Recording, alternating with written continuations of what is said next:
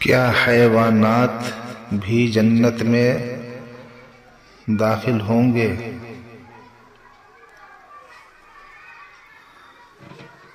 مولانا عبدالحی لکھنوی رحمۃ اللہ علیہ اپنی کتاب نفع المفتی والسائل میں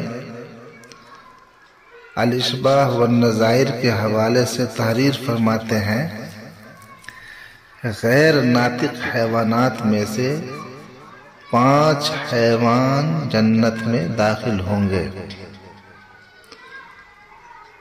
اصحاب کہف کا کتا، حضرت اسماعیل علیہ السلام کا دمبا، حضرت صالح علیہ السلام کی اونٹنی، حضرت عزیر علیہ السلام کا گدھا اور حضرت صلی اللہ علیہ وسلم کا براق۔